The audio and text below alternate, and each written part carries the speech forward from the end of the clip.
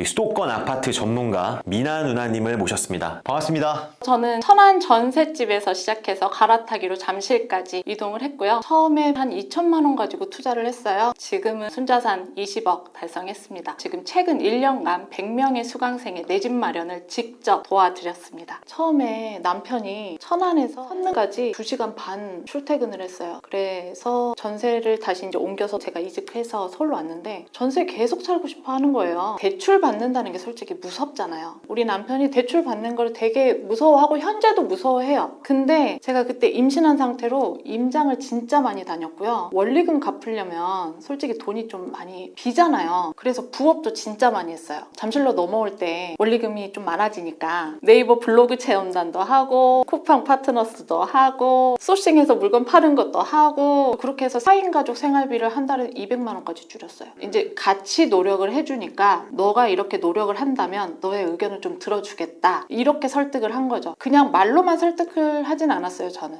행동으로.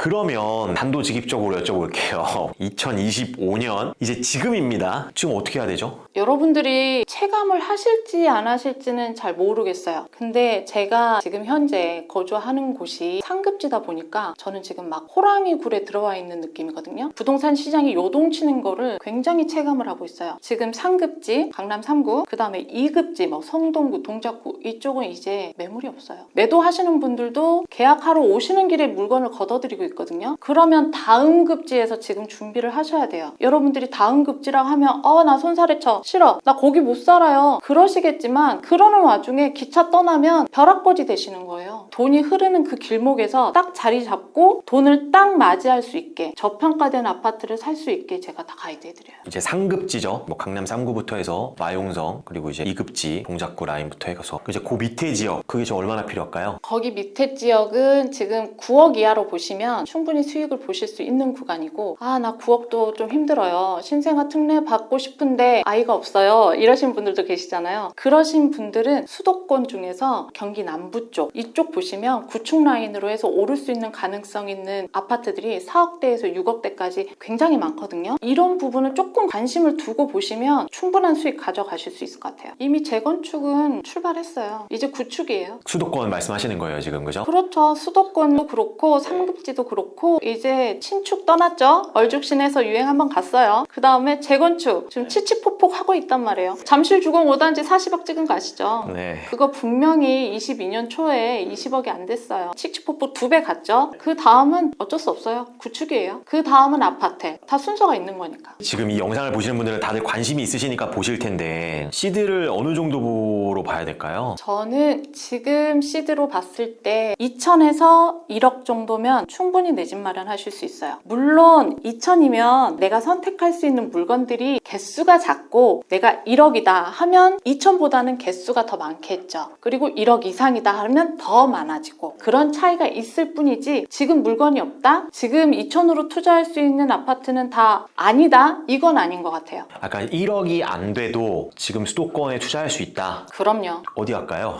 비밀인데 풀어볼까요? 지금 의외로 전세 구하기가 너무 힘들어요. 지금 이제 전세가 왼쪽부터도 느껴지긴 했는데 심상치 않죠. 하다못해 저희 수강생 중에 인천에 100세대 있는 빌라를 가지고 계신 분도 있어요. 근데 그분이 최근에 연락을 했어. 언니 팔라고 드디어 연락이 왔어요. 인천에 100세대 빌라 안 팔리니까. 안 팔렸던 그 물건도 언니 지금 팔라고 연락이 왔어요. 날 자꾸 흔들어요. 어떡해요? 도와주세요. 이런단 말이에요. 근데 빌라 말고 2천만 원으로 투자할 수 있는 아파트 인천 연수구에 있고요. 인천 연수구요. 그렇죠. 경기도 화성에도 있어요. 경기도 화성. 일단 두 군데 얘기해 주셨습니다 지금. 이거 풀어도 돼? 아파트로. 그럼요. 아파트 해야죠. 대단지, 초품화, 역세권 그 정도는 돼야지. 그 얘기 좀 해주시면 좋을 것 같은데 아파트 마련할 때 뭐 뭘 봐야 된다. 어떻게 지금 접근을 해라. 대략적인 좀 가이드라인이라도 좀 잡아주시면 좋을 것 같거든요. 일단은 너무 신축 맛에 길들여지시면 안 돼요. 이쁘고 좋은 것들 언젠간 늙어요. 제가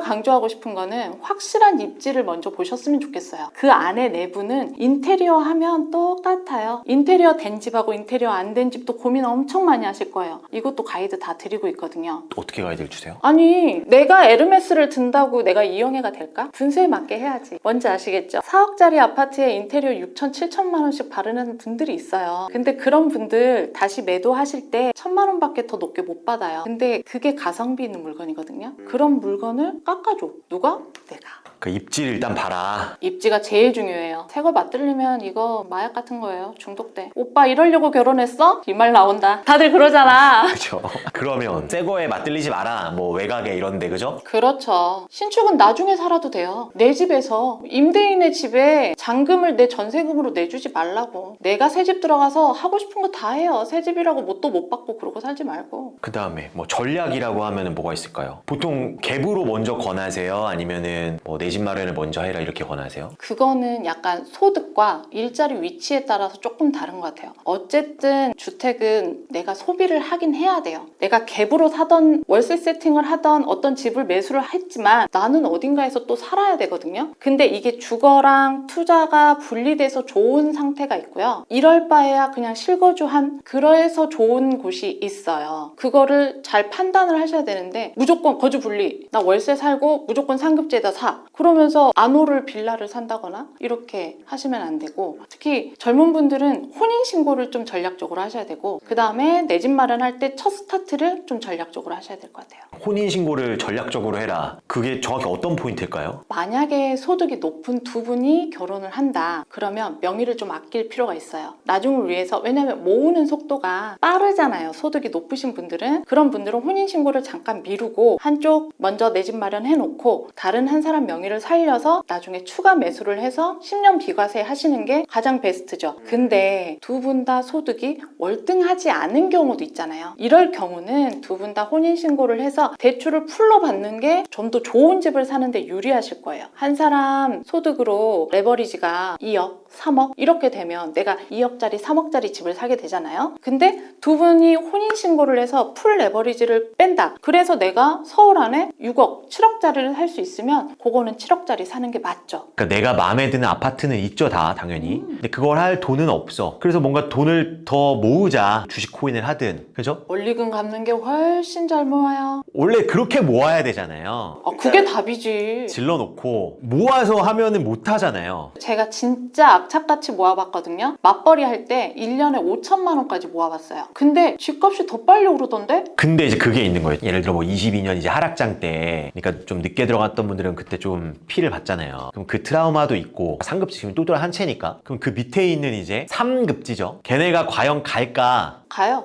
저는 현업에 있잖아요. 지금 부동산 사장님들하고 날마다 전화로 소통을 하면서 현장 흐름을 읽고 있단 말이에요. 관악구 9억 넘고 있어요. 관악구 두산 아파트가 정고점이 9억이 조금 넘었거든요. 지금 9억 실거래가 뜨고 있어요. 관악구가 갈까? 사람들 관악구 거기 산동네 아니야? 고바위에 사람 누가 살아? 엄청 많이 살아요. 거기도 갑니다 지금. 미남가님도 처음 결혼하실 때는 전세로 살았잖아요. 그렇죠. 그걸 후회하시잖아요. 그렇죠. 전세 살 때 그 전세가 천안에 8,500만 원짜리 전세고 매매를 하면 1억 500짜리였거든요. 근데 2년 살고 나니까 1억 7,500이 되더라고. 근데 8,500에서 한 1,500, 2천만 땡겨올 수 있었으면 7,500을 내가 먹는 거였잖아요. 이때 한번 후회를 했고 그래 이제 지나갔어. 이제 다 폭락이야. 이제 오를 만큼 올랐어. 하고 2013년도에 관악구로 왔거든요. 근데 웬걸? 2억 4천 하던 아파트가 3억이 가대요. 그래서 전 3억 6천에 샀거든요. 근데 결론은 6억 5천에 팔았어요. 참 비극이 겪어야 깨닫거든요.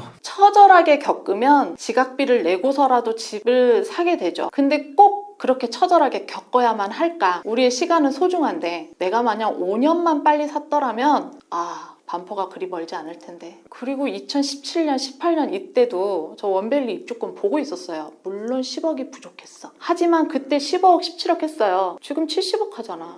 그죠? 그러니까 그게 참 문제. 그러니까 처음에 이제 결혼하는 신혼부부들이 그 매매 의사결정을 내리기가 쉽지가 않아요. 그게 진짜 성공하는 2030들 곁에는 진짜 투자 잘하는 엄마 아빠가 있더라고. 제가 4억대 아파트 중개를 하러 갔는데요. 거기 95년생 남자분이 나오셨어요. 그 아파트를 2억 7천에 사신 거야. 그리고 4억 3천에 매도를 하셔. 근데 얘는 아무것도 몰라. 엄마가 그 지역 공인중개사셔. 그래서 아들 지금 상환해. 아들 여기 도장 찍어. 아바타처럼 뚝뚝뚝 해서 2억 받아갔어요. 근데 여러분은 그런 중개사 엄마 없잖아요. 그런 엄마가 없으면 그런 엄마를 찾아야지. 누나라도 찾으라고. 근데 대부분 집에서 반대를 한단 말이에요. 무슨 지금 시대 부동산을 뭐 인구도 줄어들고 경기가 이렇게 어렵고 빚 내면 안 된다. 그게 이제 어렸을 때부터 이렇게 가스라이팅을 받는 건데, 그래서 본인이 그냥 전세 이제 그냥 살다가 나중에 이제 또 애 낳고 이제 부랴부랴 그때 뛰어드는 건데, 그거를 직접 겪으셔서 아실 거고 지금 젊은 2030 신혼 부부들한테 알려주고 계신 거잖아요. 조금만 일찍 시작했으면, 그러면 내 자산이 지금 20배가 아니라 40배, 100배가 될 수도 있었을 텐데. 근데 솔직히 저는 제로 베이스였거든요. 결혼할 때 2천만 원 가지고 결혼을 했어요. 근데 지금 2030들 다르잖아요. 솔직히 부모님 증여세 없이 1억 5천까지 받을 수 있잖아요. 그리고 저 때는 연봉이 2천, 3천이었어요. 평균이. 지금 연봉 평균이 5천, 6천이더만. 나보다 훨씬 더 좋은 환경에 있다고. 여기서 조금만 더 모으고 조금만 더 파이팅하고 입지 좋은 물건 제대로 볼 수만 있으면 20배? 40배 왜 못해요? 더 잘하지. 그러니까요. 그걸 좀 빨리 깨달아야 되는데 안 돼요. 다 깨달으면 나만 부자 될 거야. 다들 이제 우하다가 계약갱신 한번 쓰고 4년 됐을 때가 아차 싶은 거거든요. 근데 작은 성공이라도 맛을 좀 보셨으면 좋겠어요. 솔직히 저희 남편 아직도 보수적이고요. 지금 20억대 아파트 살고 있는데 대출이 하나도 없어요. 이유는 대출을 너무 무서워하는 우리 남편 때문에. 근데 그것도 저는 이해를 해요. 40대 중반이고 뭐 10년, 15년 있으면 은퇴하실 거고 레버리지를 많이 일으키는 게 너무 무섭다. 근데 제가 8년 전에 집을 사지 않았더라면 이 집이 지금 대출 없이 살 수 있었을까요? 절대 못 사죠. 그럼 이제 마지막으로 결혼 앞둔 또는 이제 갓 결혼한 신혼 부부들 좀 이렇게 해라, 그 얘기 한번 해주시면서 마무리하면 좋을 것 같거든요. 가장 중요한 거는 약간의 허영은 좀 내려놓으시면 좋을 것 같아요. 이게 뭐 허영이 다 나쁘다 이건 아니에요. 누군가는 샤넬이나 구찌 이런 게 너무 인생에 좋은 가치일 수 있어요. 그러면 누군가 내 집으로 2억 3억 벌었다는 거를 부러워하면 안 돼. 대신에 나 역시도 지금 이렇게 자산을 불려가면서 한 번도 명품 많은 여자들 엄청 부러워하거나 그걸 따라하겠다 이런 마음은 없었거든요. 인생은 둘 중에 하나를 잡으려면 한 손은 비워야 돼요. 그래서 40대에 우아하고 편하게 살고 싶다. 그러면 지금 당장 자산을 모으세요. 그죠. 또 그걸 이제 직접 겪으셨기 때문에. 그 정도 마음은 갖고 시작을 해야 된다 이거지. 근데 뭐 샤넬 100개 있다고 잠이 편히 오나? 집이 넓으면 행복한데? 그걸 이제 잠실에 대출 없이까지 지금 오셨는데 좀 이 영상을 보시고 젊은 분들이 그걸 깨달았으면 좋겠는데. 할 수 있어요. 다 늦었다고 했어요. 일본 부동산 버블로 우리나라도 다 망할 거다 했어요. 그때가 2013년도예요. 근데 21년도에 너도 나도 패닉바잉 했잖아요. 남들 다 따라갈 때 그때 따라가면 늦어요. 왜냐면 부동산은 최소 2년은 보유해야 내 돈이잖아. 그러려면 남들보다 먼저 움직여야 돼. 그래서 아직 수도권에도 몇 천만 원을 할 수 있는 곳이 있다. 있어요. 작은 성공이라도 해보시길 적극적으로 추천드려요. 아, 좋습니다. 여전히 수도권에 싼 곳들이 많다. 지금 대선이 끝나면 재건축 위주로 막 날아오를 거예요. 근데 재건축 아파트들은 갭으로 사기엔 너무 비싸요. 너무 비싸니까 그 다음 순번은 구축 아파트거든요. 그러면 재건축에서 난리 났을 때 미리 구축 사놓는 것도 방법이에요. 어쨌든 부동산은 롱런이에요. 또 타이밍이 지금 좋아 보이죠? 너무 좋은 타이밍이죠. 그 구축이라도 혼인신고든 대출적인 걸 잘 활용해서 전략적으로. 그 전략도 본인이 판단하기 되게 힘든 분들 많거든요. 이런 거 다 상담을 해드리고 다 피드백 해드리니까 한번 지금 시작해보시는 거 나쁘지 않은 것 같아요. 많은 분들이 깨달으셔서 이번 장을 놓쳐서 후회하는 일이 없었으면 좋겠습니다. 감사합니다. 감사합니다.